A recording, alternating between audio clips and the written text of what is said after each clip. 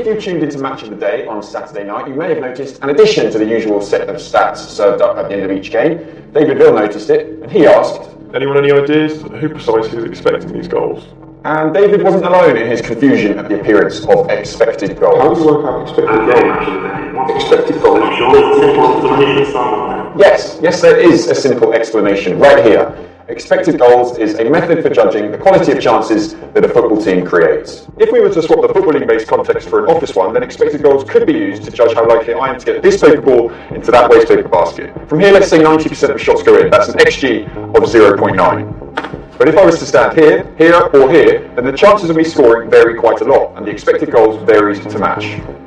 Now, there are a lot of moving parts, and it can get quite complicated when you get into the maths behind it. With football, unlike with paper toss, it depends on more than just your position. Here's more on how each chance is rated. Expected goals models can go beyond using just shot location. Variables like the speed of the attack that led to the chance, so for instance, Leicester City, when they won the league, counter-attacked a lot and had fast attacks that were converted at a higher rate, or the type of the pass that assisted it. For example, through balls are converted at a higher rate than crosses.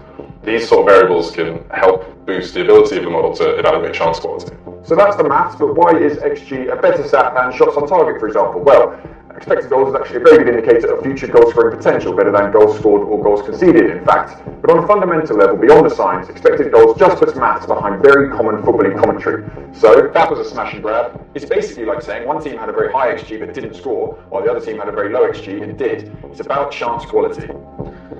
He was unlucky there.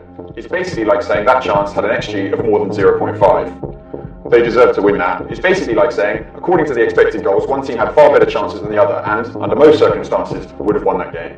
You might not have realised it, but we've all been doing what expected goals does for as long as football has been around. By watching football, we understand what makes a good chance and what makes a bad chance. The only difference is that expected goals puts a number on that understanding.